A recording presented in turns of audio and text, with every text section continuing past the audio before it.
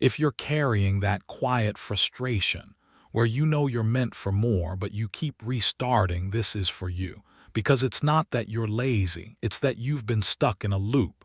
Big intentions, short bursts, then guilt, then I'll try again. And the worst part isn't failing, it's what failing does to you. You start to doubt yourself, not because it didn't work once, but because you keep watching yourself quit. And every time you quit, your brain files it away as evidence. See, this is who we are. But here's what I need you to hear. 2026 can be the year you stop breaking promises to yourself. Not with punishment, not with extreme routines, with discipline that feels like self-respect. The kind that says, even when it's hard, I don't abandon me. In the next 2 minutes, I'm going to show you one simple discipline rule that makes consistency almost inevitable, even if you've never been the disciplined type. Because discipline isn't about being intense. It's about being honest with yourself and doing the small thing you said you'd do, especially when nobody's watching. So if you're tired of repeating the same year in a different calendar, stay with me. And if this hits home, like the video, subscribe for more and share it with someone who needs a fresh start that actually lasts. Chapter 1. The line in the sand. 2026 doesn't begin with fireworks. It begins with a decision so quiet that no one claps for it.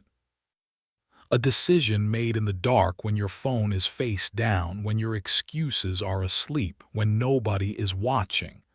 That decision is a line in the sand. On one side is the life you've been tolerating.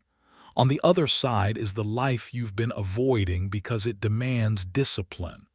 I want you to picture a man named Arjun, not famous, not special, just tired.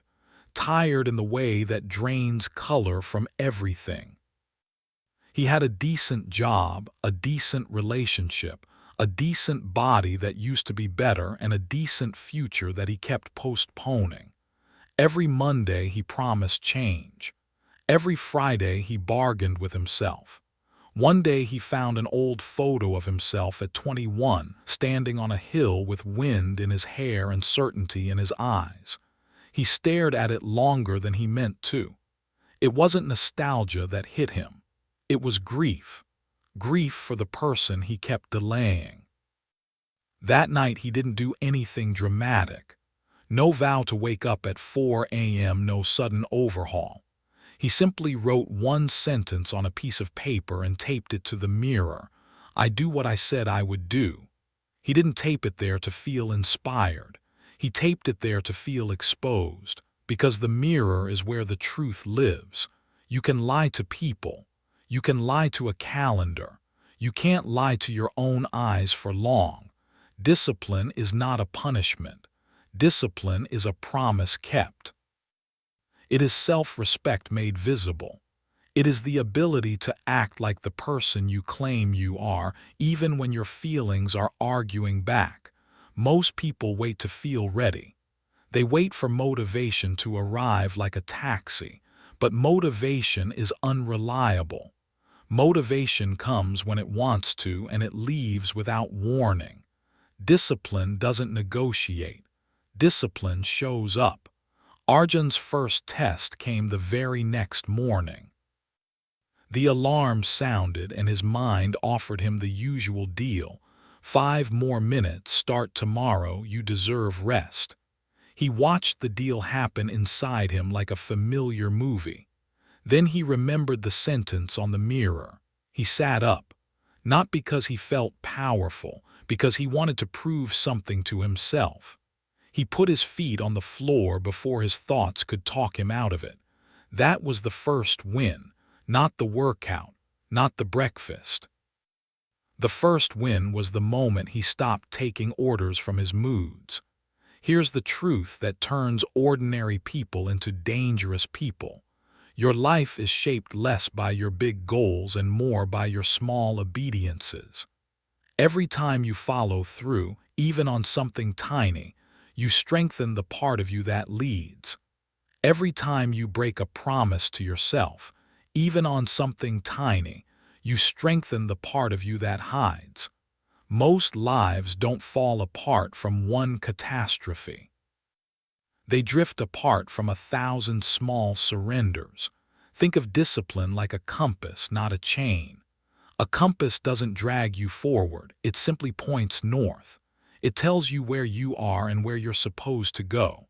When you're lost, you don't need more emotion. You need direction. And direction is what discipline provides. It's the steady hand on the wheel when the road gets boring, when the weather gets rough, when the excitement fades and the real work begins. Arjun started with what I call the first brick. One brick doesn't look like a building. That's the point. Discipline begins where your ego doesn't get applause. He chose one non-negotiable habit that took less than 10 minutes. Every morning before checking his phone, he made his bed, drank water, and wrote 3 lines in a notebook. What matters today, what could derail me, and what I will do anyway. Some days he felt silly. Some days he felt rushed. He did it anyway, not because it was magical, but because it was proof. Proof that he was training consistency. Then life did what life always does. It tested him. A week later, a stressful meeting went badly. His chest tightened. His old reflex reached for comfort. He wanted sugar, scrolling, distraction, anything to dull the edge. He drove home with a storm inside him and an empty feeling that used to be filled by impulse. He stood in the kitchen staring at snacks like they were old friends. He could feel the pull. It wasn't hunger. It was escape. That's when he learned what discipline really is. Discipline isn't winning when everything is easy. Discipline is the ability to pause long enough to choose. It's the gap between stimulus and response where your new life is built. In that gap, you are not a victim. You are an author. He didn't tell himself he'd never slip. He didn't swear off pleasure forever. He did something smarter. He built a rule. When I feel like quitting, I do the minimum workout, the minimum clean meal, the minimum reading, the minimum progress, because the minimum keeps identity alive. The minimum keeps the streak unbroken. The minimum is a vote for the person you are becoming. So that night, instead of collapsing into old patterns, he did 10 minutes of movement in his living room. Not impressive, not cinematic, but it was a declaration. I am still the kind of person who follows through. He went to bed with his problems still present, but his respect for himself restored. That is the difference between a life that shrinks and a life that expands. If this audiobook is bringing you value so far, take a moment to like it, share it with someone who needs to hear this, leave a comment with your biggest takeaway, and subscribe to Prime Audiobooks for more content like this. Now, let's continue. Now let's talk about why 2026 can become the year your life finally changes shape.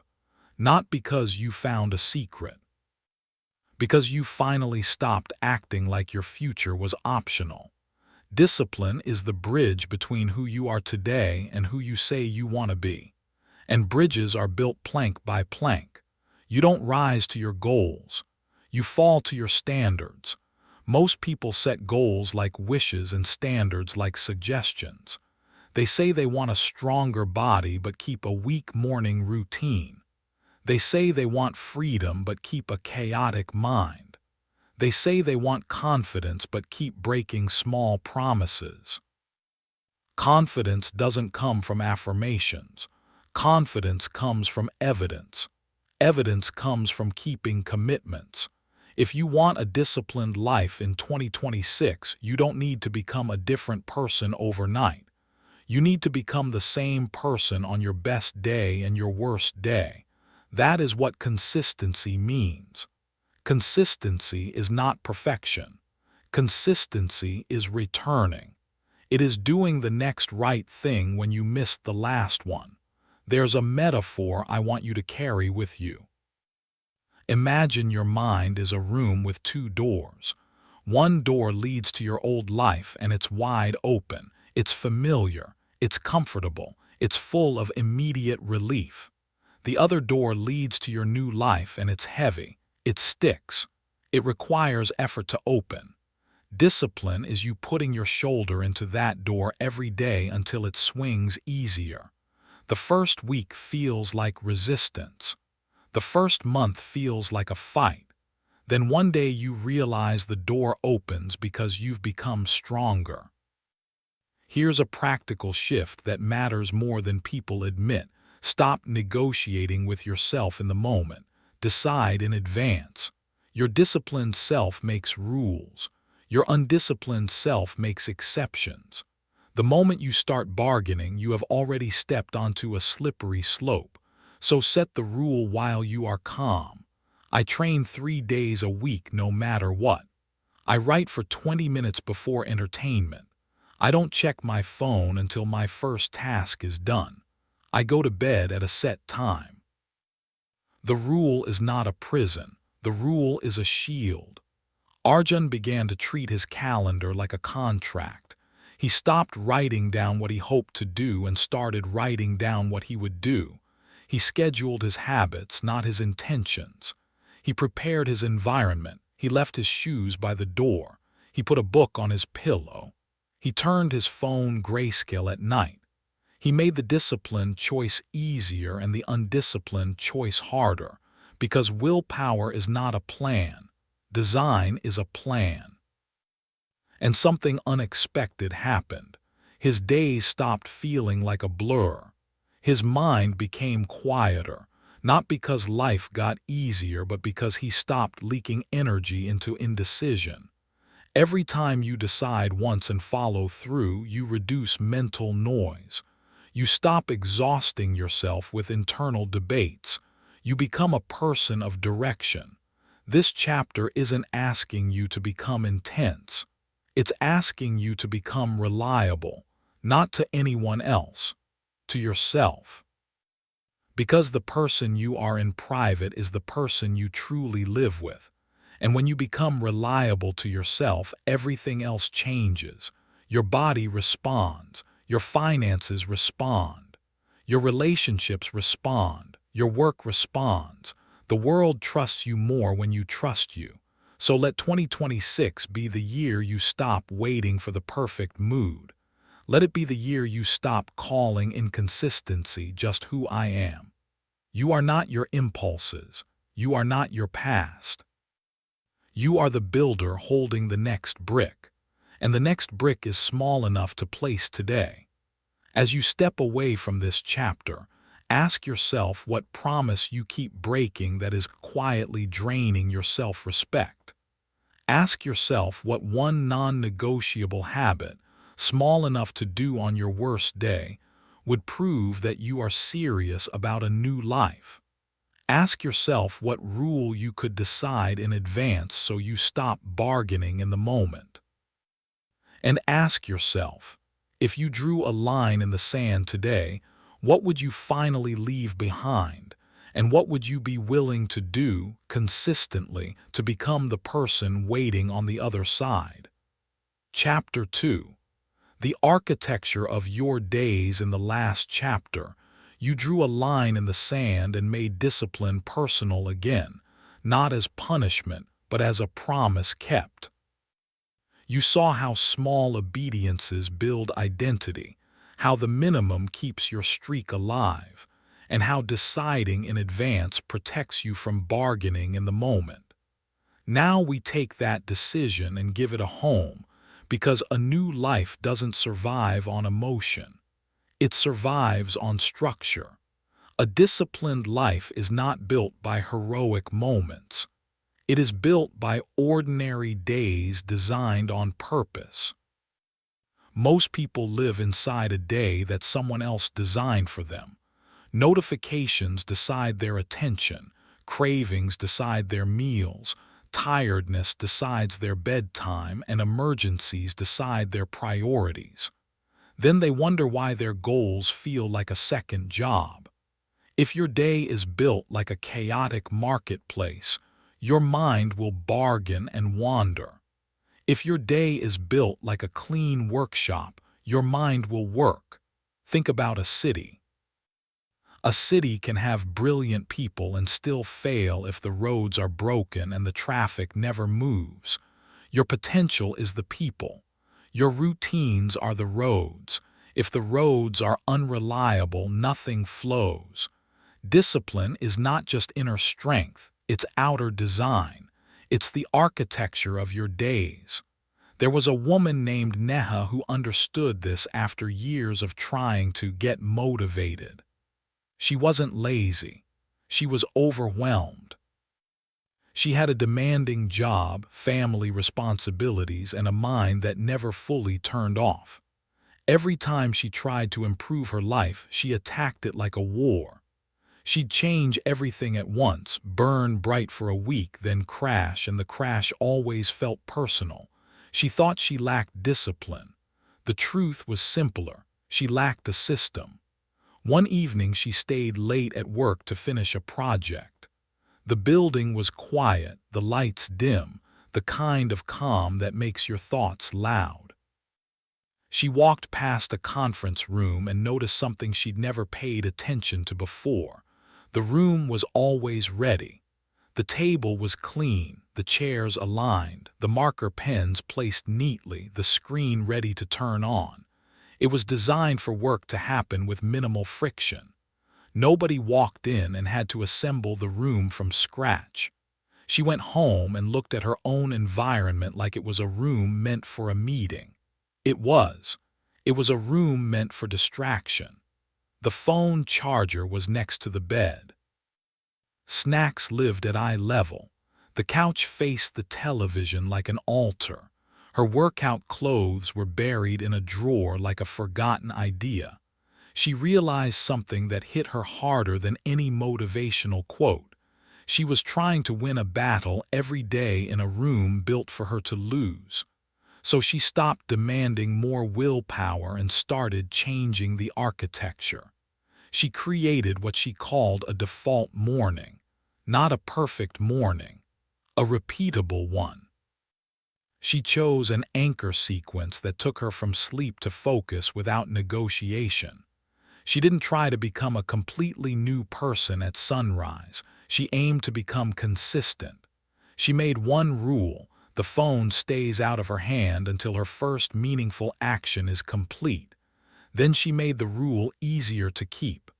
The phone charged across the room.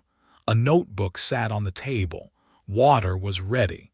Her clothes were prepared the night before. She didn't rely on mood. She relied on setup. This is where most people miss the point. They want discipline to feel like force, but discipline is often quiet. It is the gentle removal of obstacles. It is the decision to stop making your hardest choices when you're at your weakest. When you wake up, your mind is vulnerable. When you come home tired, your mind is vulnerable. When you're hungry, stressed, lonely, bored, your mind is vulnerable. The disciplined person doesn't pretend vulnerability isn't real. They build guardrails. Neha also created a default evening. Most people end the day in a blur and begin the next day in a mess. A messy ending creates a messy beginning. She decided her night would have a closing ritual, the same way professionals close a restaurant or lock up a store. 10 minutes. She reset the kitchen, laid out what she needed for the morning, wrote the next day's first task on paper. Then she shut the day down, not with drama, with a simple signal to her brain: we're done. You don't get to keep spinning. The first week felt strange. She kept reaching for her phone like a reflex.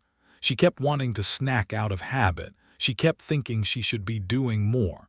But she stayed with the defaults, and something changed. She started to feel a quiet kind of power, not the power of adrenaline, the power of reliability. Here's the principle that makes this work. You don't rise to your intentions. You fall to your defaults. On your worst day, you will not suddenly become your ideal self. On your worst day, you will become your system. That's why the architecture matters. A disciplined day has three parts: a start that aims you, a middle that protects you, and an end that resets you. The start is your first win, the moment you demonstrate you lead yourself. The middle is your protection from drift, the way you return to the work even when life gets noisy. The end is your recovery and your preparation, the way you set tomorrow up so you don't wake up fighting. This is not about filling every minute with productivity. That kind of obsession breaks people. This is about designing a day that makes the right choices normal. When the right choices are normal, you don't need to feel strong all the time. You just need to follow the road. Neha added one more concept that became her turning point. She built what she called a bridge habit. A bridge habit is something small that connects you from one state to another, from home to focus, from stress to calm, from work to training, from dinner to sleep. Most people fail in transitions. They come home and collapse. They finish work and scroll. They eat and then drift into entertainment until midnight. Discipline strengthens when transitions become intentional. Her bridge habit after work was simple. She would change her clothes immediately when she walked in, even if she didn't feel like training yet. That one action was a signal. The day is not over. I am not done with myself. Some days she trained right after. Some days she just went for a walk. Some days she stretched. But the bridge habit kept her from falling into the old groove. It created a pause where choice could happen. And then she did what disciplined people always do. She tracked promises, not outcomes. She didn't obsess over weight or hours or numbers at first. She tracked whether she kept the commitment. Did I follow the default morning? Did I execute the bridge habit? Did I do the shutdown ritual? Because when you track the behavior, results follow. When you track only results, you become impatient and start bargaining. If this audiobook is bringing you value so far, take a moment to like it, share it with someone who needs to hear this. Leave a comment with your biggest takeaway and subscribe to Prime Audiobooks for more content like this. Now, let's continue. There's a metaphor that will keep you honest. Your discipline is a container. A container doesn't create water, but it shapes it. Without a container, water spreads and disappears. With a container, water gathers and becomes useful. Your energy is the water. Your routines are the container. If you don't create the container, your energy will leak into distractions and emergencies.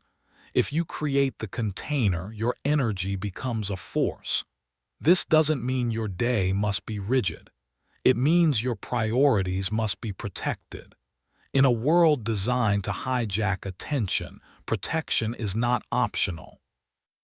If you don't decide what matters first, something else will decide for you.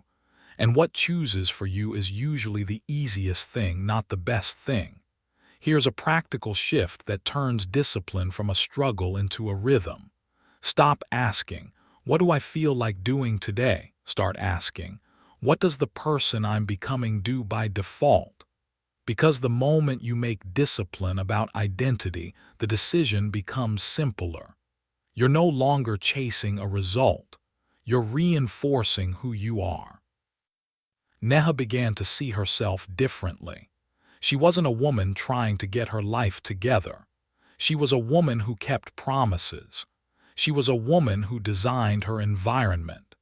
She was a woman who returned to the work. That identity made it easier to say no to distractions, not because distractions were evil, but because they didn't match the person she was training to be. This is where you apply the minimum rule without losing your ambition. The architecture of your day should include a built-in emergency version. On days when you're sick, overloaded, or emotionally drained, you don't abandon the habit. You scale it. You keep the identity alive. The emergency version is not failure, it's professionalism. It's how disciplined people stay consistent across real life. Picture two people with the same goal. One needs perfect conditions. The other has a system that adapts. The first person breaks when life breaks. The second person bends and continues. 2026 is not going to be a smooth road. It's going to test you. The question is whether your plan looks good on paper. The question is whether your plan survives Tuesday. So build your day like it matters, because it does. Choose a start that gives you a first win and keeps your attention out of the marketplace. Choose a bridge habit that protects your transitions and stops drift. Choose an end that resets the room, shuts down the noise, and prepares tomorrow. Let your environment do some of the heavy lifting. Let your calendar become a contract.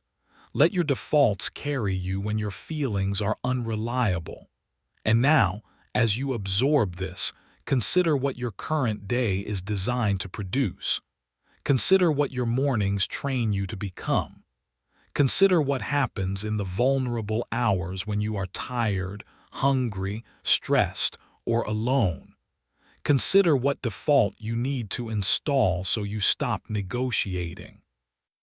Consider what bridge habit could keep you from collapsing into old patterns. Consider what shutdown ritual would allow you to end the day with control and begin the next day with direction. Chapter 3. The discipline of focus. You've already decided that 2026 will not be left to chance, and you've started to build a day that can actually hold that decision.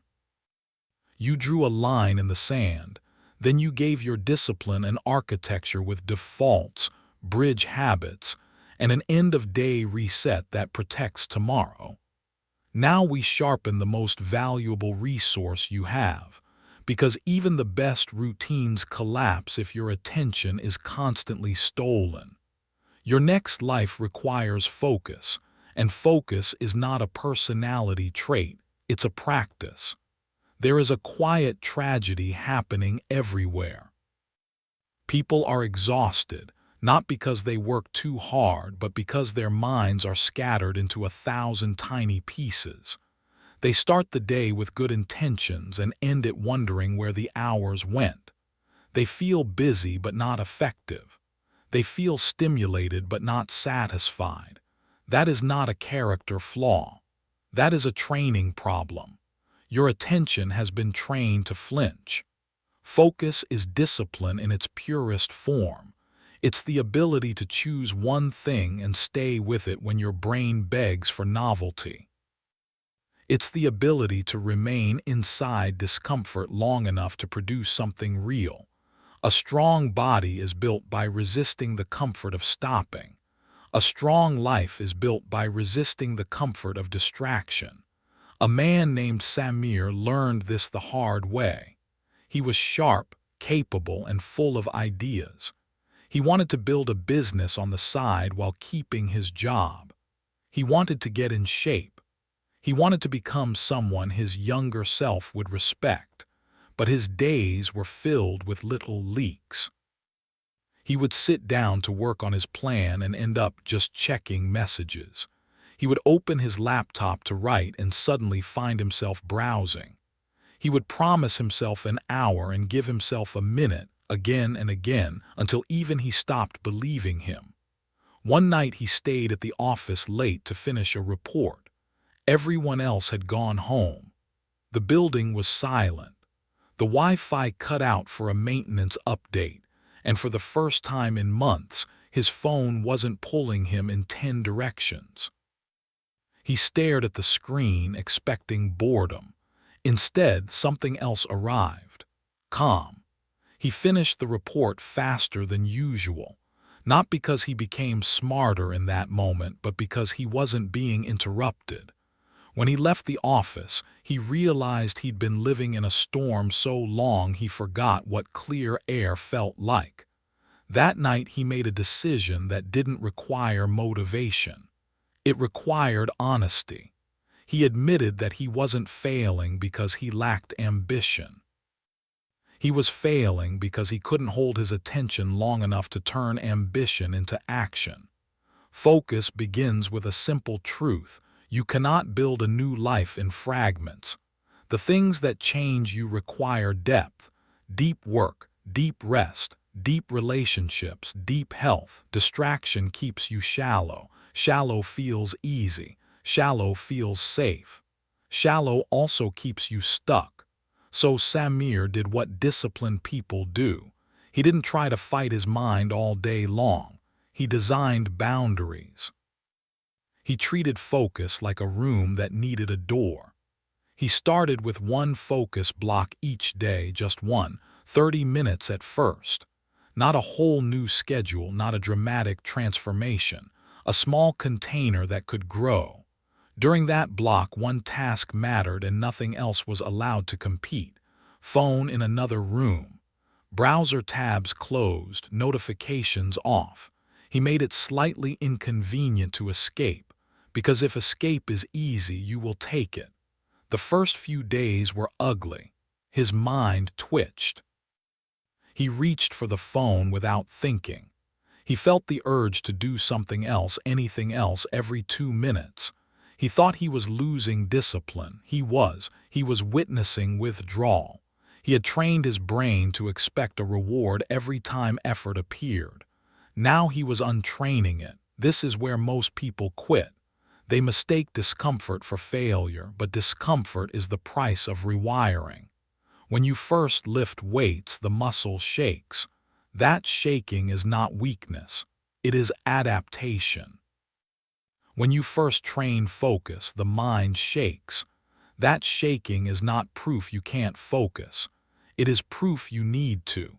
Samir added a simple rule inside the focus block. When the urge to escape appears, I name it and return. He didn't wrestle it. He didn't argue with it. He named it. Boredom, restlessness, anxiety. Then he returned to the work. Every return was a repetition. Every repetition built strength. He also learned something that saved him from frustration. He stopped expecting focus to feel good. Focus feels good after it works, not while it's working. While it's working, it often feels like pressure, like friction, like effort. You don't need to enjoy that feeling. You need to respect it, because that is where your life gets built. As his focus block became stable, he expanded it. 30 minutes became 45. 45 became 60. Not overnight, gradually. He kept the minimum rule alive on bad days, and he protected the block like it was an appointment with his future. Then he attacked the second enemy of focus, open loops. Open loops are the unfinished tasks and unspoken worries that keep tapping your shoulder while you try to work. Your brain hates uncertainty, so it keeps reminding you, just in case. Most people try to ignore open loops and then wonder why they can't concentrate. Samir started doing a 2-minute brain dump before his focus block. He wrote down everything that was pulling at him. Messages to send, things to buy, concerns about money, random ideas. Once it was on paper, it wasn't floating in his head. He didn't solve everything, he just captured it. That simple act turned mental noise into a list. A list is manageable. Noise is not. He also confronted the biggest lie in modern productivity: multitasking. Multitasking is not a skill. It's a habit of switching. Each switch has a cost. Every time you check a notification, you don't just lose seconds, you lose depth. Your brain needs time to sink into a task. If you keep pulling it back to the surface, you will stay shallow. You will feel tired without earning satisfaction because you are constantly starting and rarely finishing. So he created a second boundary, communication windows. He didn't respond to messages all day. He chose specific times: morning, midday, evening. People adapted. The world didn't collapse. His work improved. His mind calmed down. And he learned a powerful lesson: most urgency is borrowed.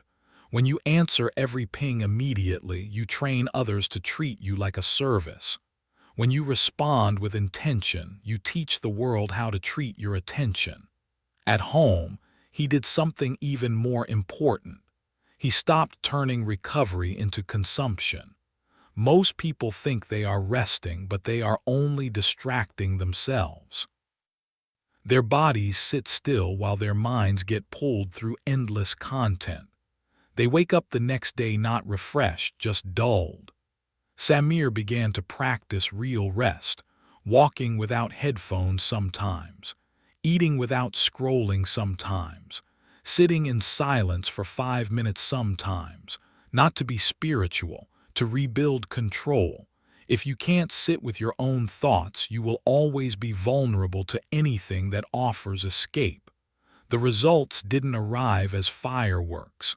They arrived as quiet proof.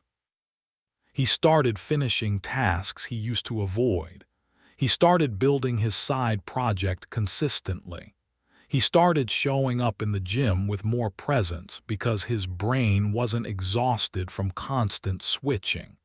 He started sleeping better because his mind wasn't buzzing with 100 unfinished conversations, and something deeper changed. He began to trust himself again, not because he felt confident every day, but because he had evidence. He could say, "I can focus. I can finish. I can keep a commitment to something that matters." That is not just productivity. That is identity. Here, that's what you take into your own life now. You build one daily focus block, small enough to keep, protected enough to matter. You remove the phone from the room because discipline is easier when temptation is farther away. You start with a brain dump to close open loops because focus needs a quiet mind. You practice naming the urge to escape and returning because every return is a repetition. You choose communication windows because your attention is not public property. You end the day with real rest, not endless stimulation, because tomorrow's discipline depends on tonight's recovery. The most disciplined people are not those who never feel distracted. They are the ones who return faster. They are the ones who treat attention like a sacred asset. They are the ones who understand that a new life is not built by thinking about it, but by sitting down and doing the work with a quiet mind and a closed door. And as you move forward from this chapter, consider what your attention has been trained to do without your permission. Consider what happens to your goals when your day is broken into fragments. Consider what one task, done with full focus every day, would change the trajectory of your year. Consider what you keep escaping from and whether that escape is costing you the person you say you want to become. Consider what your life would look like if you could stay with discomfort long enough to finish, to learn, to build, to earn your own respect again. If this audiobook is bringing you value so far, take a moment to like it, share it with someone who needs to hear this, leave a comment with your biggest takeaway, and subscribe to Prime Audiobooks for more content like this. Now, let's continue. Chapter 4. The Art of the Reset. So far you've drawn a line in the sand, built an architecture for your days, and trained your attention to stop scattering itself into fragments. You've started moving like a person who keeps promises, not when it's easy, but because it's who you are becoming. Now comes the part that separates temporary change from a new life. What you do when you slip, when you get hit, when life does what life always does and knocks you off rhythm. Most people think discipline is never falling. That fantasy is why they fail. They treat one bad day like a verdict, one missed commitment like proof that they're still the old person. They don't lose because they fell. They lose because they stayed down. The real skill is not perfection. The real skill is the reset. There's a reason professionals last. They don't have fewer problems. They have better recovery. They don't cling to a flawless streak like a fragile ego.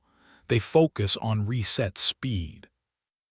How fast can you return to your standards after life pulls you away? That answer defines your year.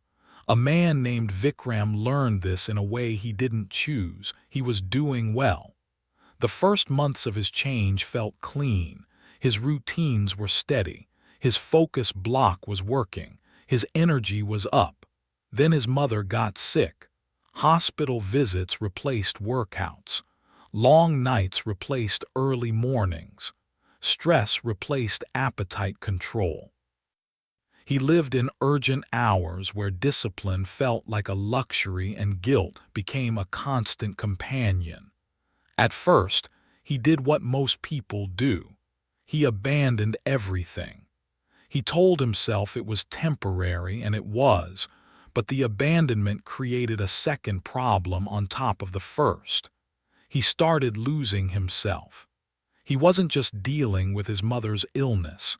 He was also dealing with the silent panic of watching his own progress disappear.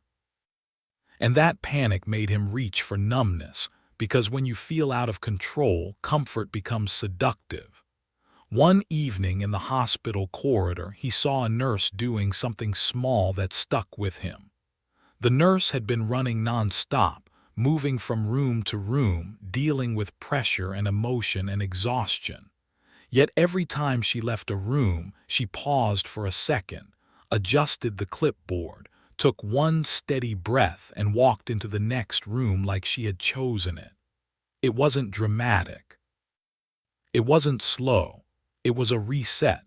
Vikram realized he was living in chaos because he wasn't resetting between moments. He was carrying the weight of everything into everything else. He was stacking stress on top of stress until the pile collapsed. The nurse wasn't stronger than him. She was just trained to return to center. That night he decided he didn't need a perfect routine. He needed a reset protocol, something simple enough to run even in the hardest season of his life. He chose 3 actions not because they fixed everything but because they kept him from disappearing. The first was physical. 10 minutes of movement daily, no matter what. Not a full workout, not performance. Just movement that reminded his body, I'm still here. Even a walk in the parking lot counted. Even a few minutes of stretching counted. The goal wasn't fitness in that moment. The goal was identity maintenance. The second was mental. A 2-minute check-in before sleep. He asked himself what he did well today, what he avoided, and what one thing he would do tomorrow even if the day got messy. He didn't write long pages. He didn't analyze his childhood. He simply refused to let days pass without intention. The third was environmental. He made one small reset of his space each night, even if it was only clearing a chair or organizing the bag he took to the hospital. When your life feels chaotic, your environment becomes a mirror of your mind. Cleaning one small corner is not about aesthetics, it's about control. It's telling your brain we are not helpless. Over time, those 3 actions became his rope. Not a rope that pulled him into a fantasy life, but a rope that kept him from drifting too far from himself. His mother's illness didn't get easier, but he became steadier inside it. And when that season finally loosened its grip, he didn't have to rebuild from zero. He had maintained the thread. That's the point of the reset. You stop treating setbacks like a collapse and start treating them like weather. Weather changes. The mission doesn't. Some days are clear. Some days are storms. The disciplined person doesn't curse the storm and quit sailing. They adjust the sails and keep heading north. There's another kind of setback, quieter and more dangerous. The self-inflicted one. The day you choose comfort over commitment, then pretend it doesn't matter. The mind does a strange thing after a slip. It tries to protect the ego by turning one mistake into a story. I always do this. I can't be consistent. I knew I'd fail. That story is poison because it creates permission to keep slipping. You don't need a better story. You need a better response. A reset has 4 parts. First, you stop the bleeding. You do one stabilizing action immediately, not later. Drink water, take a walk, clean one area. Do the minimum version of your habit, something that interrupts the spiral. Second, you remove the shame speech. Shame makes you dramatic and passive. Shame tells you you're broken. Discipline tells you you're trainable. You can be honest without being cruel. You can admit I made a choice that doesn't match my standards without adding, therefore I am a failure. Third, you identify the trigger, not to blame anyone but to learn. Were you tired, hungry, stressed, lonely, bored, overwhelmed? Most slips are predictable. The disciplined person does not rely on surprise. They study patterns. Fourth, you adjust the system. You don't just promise harder, you design smarter. If late nights are the trigger, you protect sleep. If stress is the trigger, you build a transition ritual. If your phone is the trigger, you move it. If your environment is the trigger, you reset it. Discipline is not stubbornness. Discipline is adaptation without surrender. This is where a simple rule can save you. Never let a mistake become a new standard. One bad meal does not become a bad week. One missed session does not become quitting. One distracted morning does not become a wasted day. The reset turns the page fast. The strongest people you know are not the ones who never break. They are the ones who don't romanticize breaking. They don't sit in it. They don't turn it into a personality. They return. And returning is a skill you can train. You train it by practicing small resets on purpose. When you get irritated, you take one breath and choose your next words. When you feel the urge to escape, you stand up and move your body for 1 minute. When you feel behind, you pick the next right task and start it before you feel ready. These are micro resets. They teach your nervous system that you are in charge of your next action. You also train it by building a weekly reset. One time each week, you step back and correct course. Not to judge yourself, but to steer. You look at what worked, what didn't, and what you will simplify. You don't need more pressure. You need more clarity. A weekly reset turns a messy week into a learning week instead of a quitting week.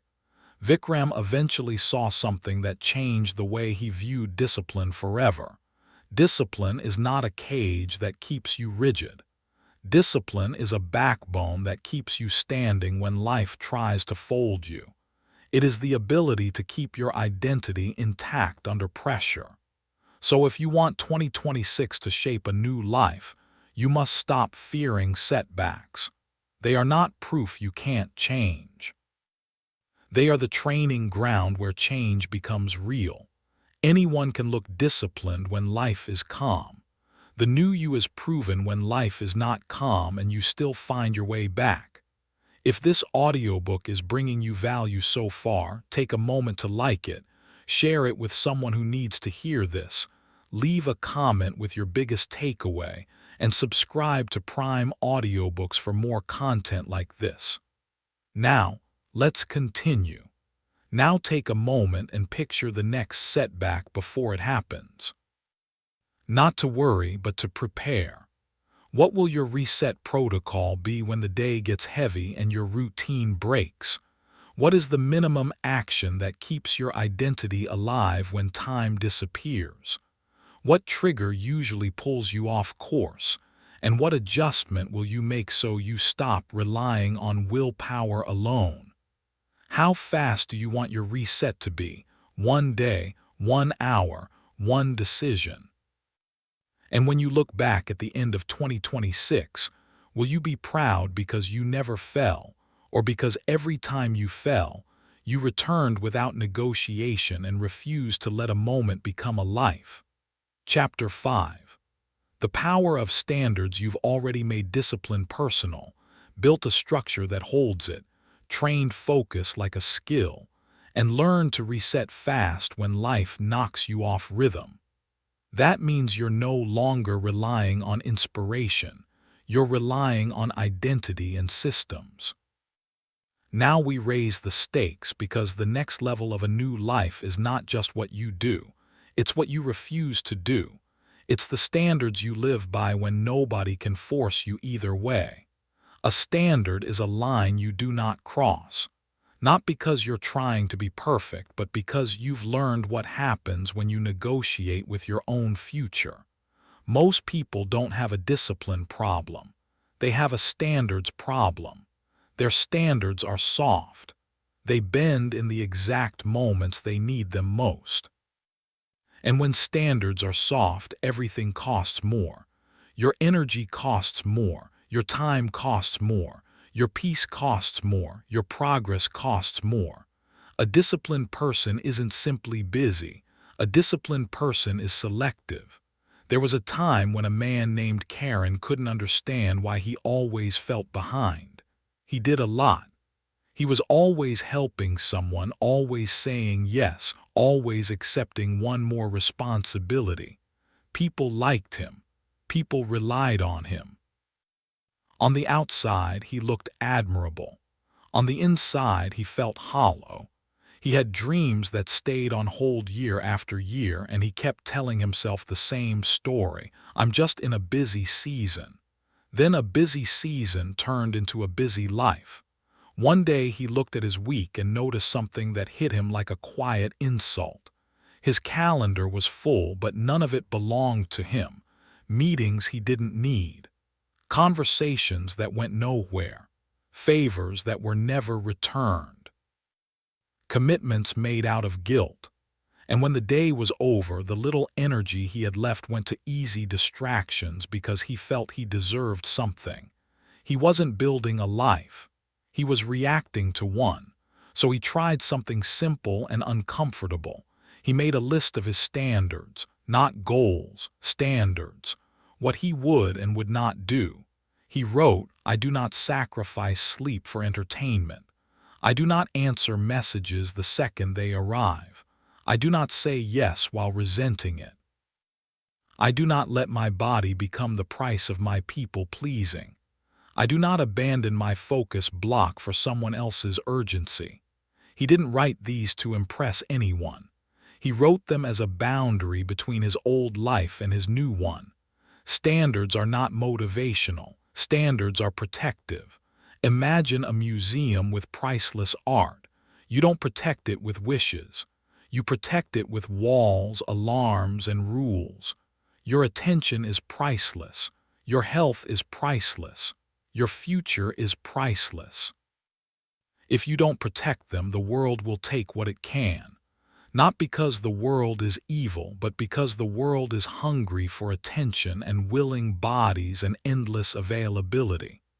The moment Karen began using his standards, he found out why people avoid them. Standards create friction. People push back. The world tests whether you mean what you say. His first test came from someone he cared about. A friend called late at night again, wanting to vent again for an hour. Karen listened like he always did, but he felt something new.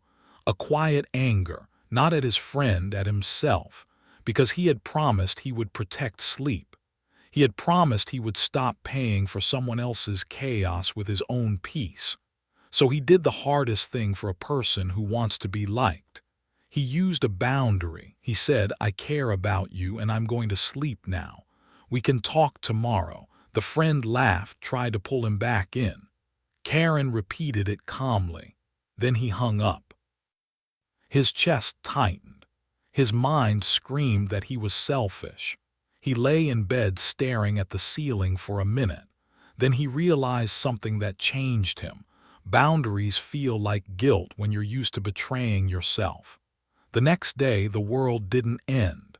The friendship didn't end. And even if it had, he understood the deeper truth. The people who benefit from your lack of standards will always call your standards a problem. That doesn't make them right. That makes your standards necessary. Here's the discipline most people never develop, the discipline of disappointing people. Not through cruelty, through clarity, through the calm refusal to trade your future for temporary approval. You can be kind and still be firm. You can be generous and still protect your time. You can be loving and still have rules. Karen practiced something that gave him strength, a default no, not a harsh no, a default pause. Let me check my schedule. Let me think about it. I'll get back to you. That pause was powerful because it prevented impulse agreements. Most people say yes because they want the discomfort to end. They say yes to end the awkwardness, the guilt, the pressure. Then they pay for it later with resentment and exhaustion. The pause moved the discomfort to the right place. He felt awkward for a moment instead of resentful for a week. Then he designed his standards around his values. He asked, what actually matters this year? Not what sounds good, not what other people expect.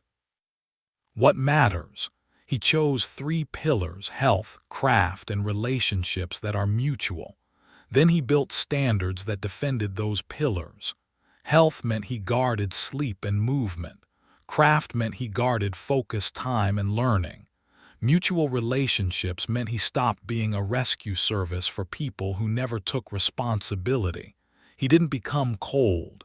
He became clean. He stopped enabling.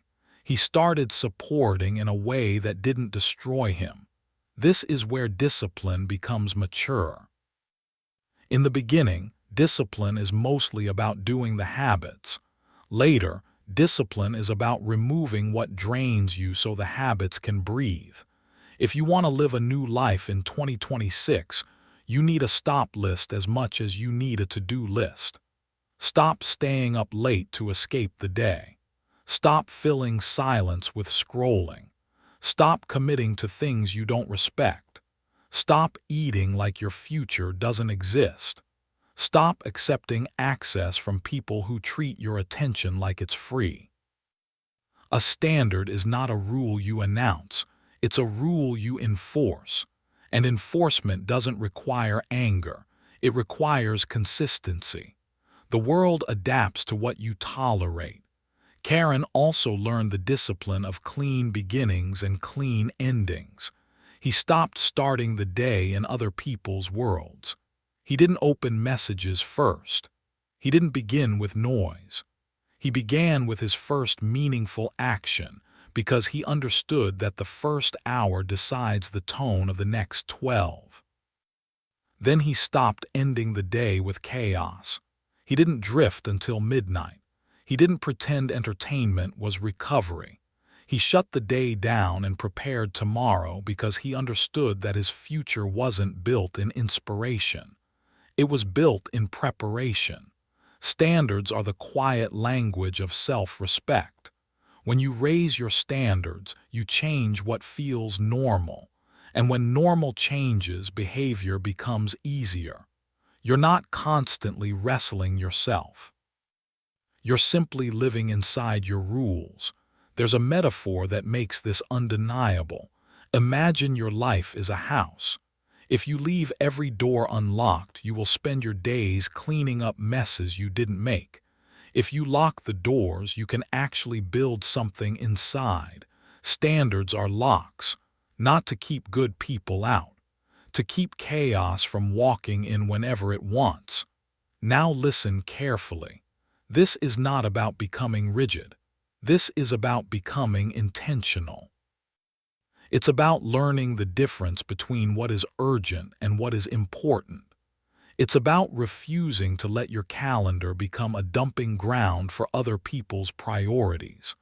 It's about understanding that saying no to something is saying yes to something else. And the question is whether you're choosing that yes on purpose or by accident. Your standards should match the life you say you want. If you say you want strength, your standard can't be comfort. If you say you want freedom, your standard can't be impulsive spending. If you say you want peace, your standard can't be constant access to your attention. If you say you want growth, your standard can't be avoidance of discomfort. And when you slip, you don't punish yourself. You reset. You return to the standard quickly, because the standard is not a trophy, it's a direction. So take your time and build your personal code, not a fantasy list. A real one, a code you can live by on a hard Tuesday.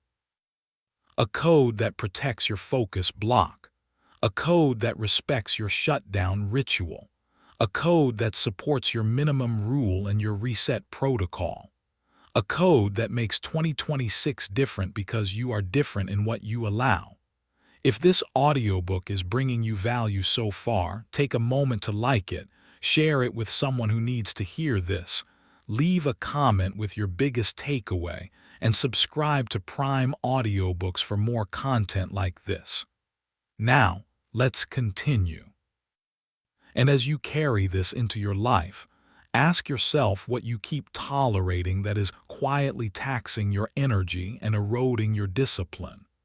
Ask yourself where you say yes while feeling resentment, and what boundary would restore your respect for yourself. Ask yourself what your default no needs to sound like so you stop making impulse commitments. Ask yourself what standards would protect your sleep, your focus, your health, and your future when life gets noisy.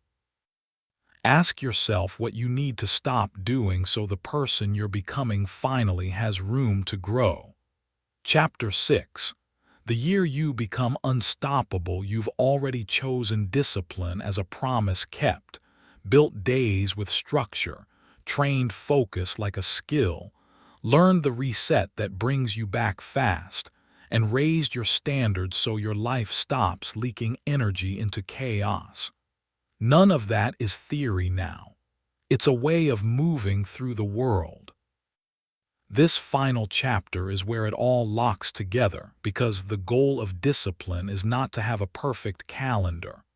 The goal is to become the kind of person who cannot be stopped by mood, by noise, or by a hard season. 2026 is not waiting to see what you do. It is responding to who you become. The moment you understand that, you stop chasing outcomes like they're separate from you. You stop begging for motivation. You stop treating your future like a lottery ticket. You start building a life as if you are responsible for it because you are. There's a story I want you to hold as a mirror. A man named Raghav had a reputation for being talented but inconsistent. People said it like it was a compliment and a warning at the same time. He had bursts of excellence and long stretches of disappearance. He would begin strong and fade quietly. He would promise change and then slip back into comfort like nothing happened. He wasn't a bad person. He was a person without a binding identity. One day he attended a small reunion. Old classmates, old jokes, old comparisons. He smiled and laughed, but inside he felt something sharp.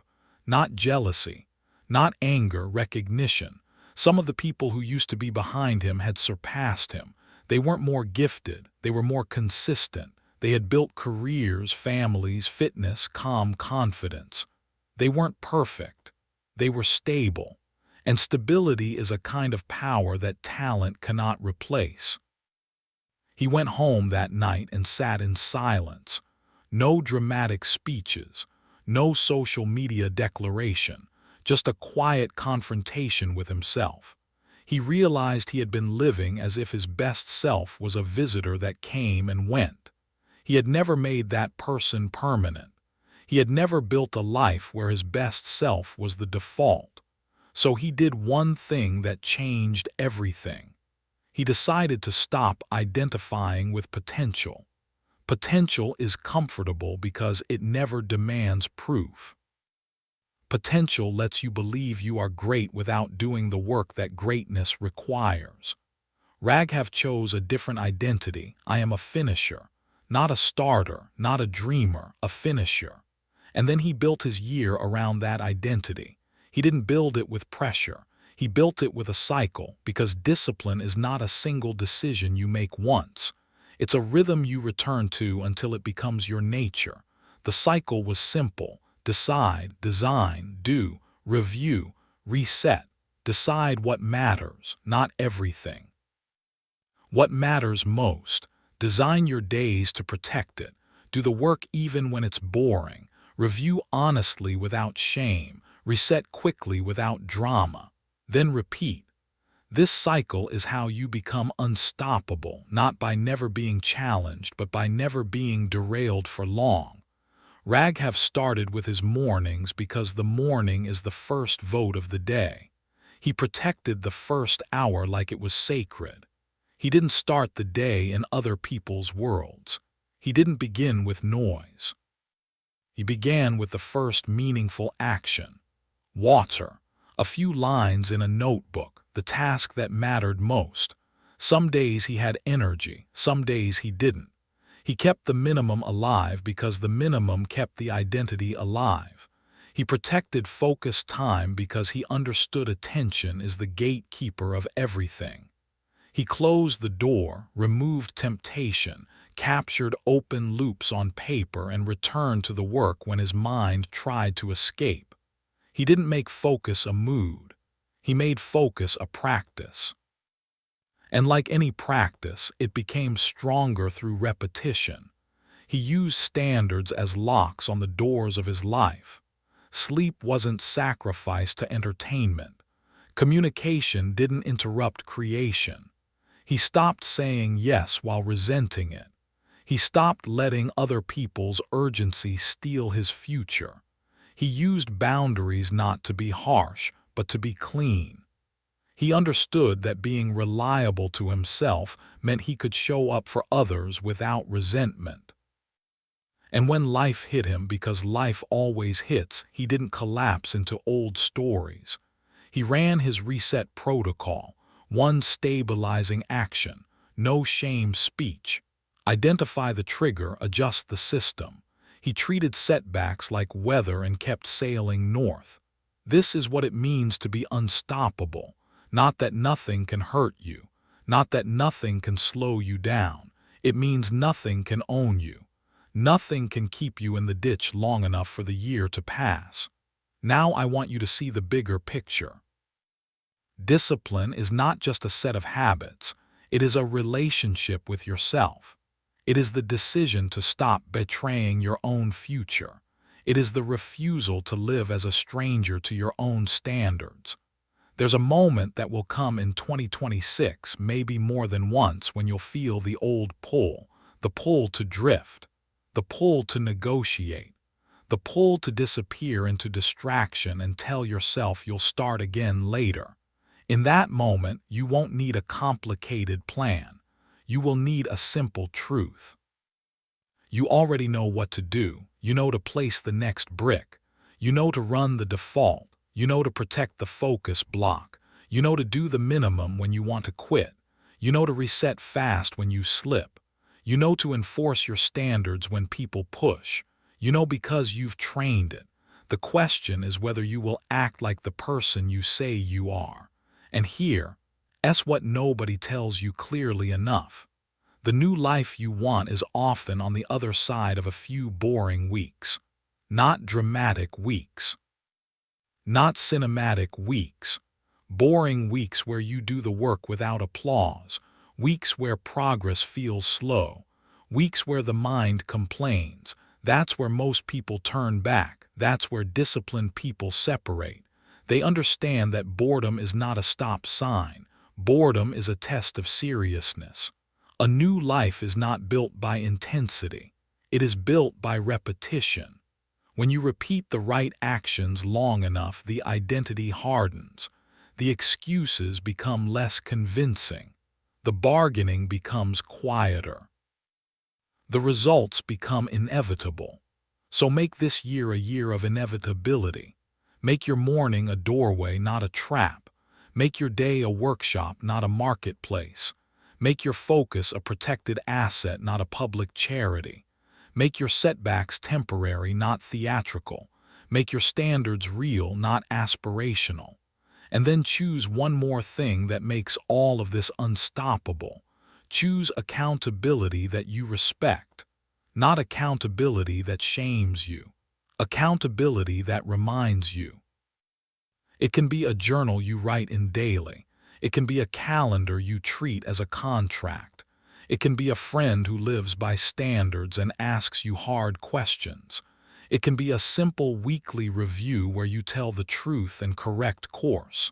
Accountability is not about being watched, it's about being anchored. Raghav ended each week with a quiet review. What did I keep? What did I avoid? What will I simplify? What will I protect? He treated the week like a ship's log. Not to judge himself, but to navigate. That's the difference between people who drift and people who arrive. The drifter hopes the wind changes.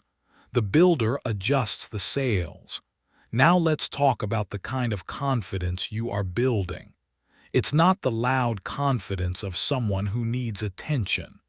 It's the quiet confidence of someone who keeps promises. It's the confidence of someone who doesn't need to announce what they're doing because the results will speak. It's the confidence of someone who can be alone with their thoughts without panic because they trust themselves. That trust is the real reward. The world will always offer you shortcuts.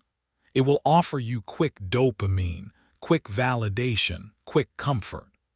But your new life is built on delayed gratification, on deep work, on standards that protect your future, on resets that keep you moving, on focus that creates depth, and on a daily architecture that makes the right choices normal.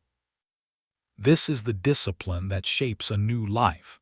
And now the year is in your hands, not as a calendar, as a decision you renew. When you wake up tomorrow, the line in the sand is still there. The question is whether you will step over it like it matters. When you sit down to work, the door to focus is there. The question is whether you will close it. When you feel the urge to drift, the minimum is there. The question is whether you will do it. When you slip, the reset is there. The question is whether you will return fast. When the world pushes, the standards are there.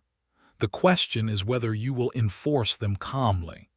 If this audiobook is bringing you value so far, take a moment to like it, share it with someone who needs to hear this, leave a comment with your biggest takeaway, and subscribe to Prime Audiobooks for more content like this. Now, let's continue. And as you step into 2026, ask yourself what kind of person you are tired of being, and what kind of person you are ready to become. Ask yourself what one promise you will keep no matter how you feel, because that promise will become your identity. Ask yourself what your day needs to look like so your priorities don't get stolen. Ask yourself what distractions you will remove so your focus can deepen. Ask yourself how fast you will reset the next time you slip, and what system adjustment you will make so you don't repeat the same pattern. Ask yourself what standards you will live by even when it's uncomfortable, and what doors you must lock to keep chaos from walking in. Then ask yourself one final question, the one that turns a year into a life. When you look back at the end of 2026, will you see a person who hoped, or a person who built, brick by brick, day by day, until discipline was no longer something you did, but something you were?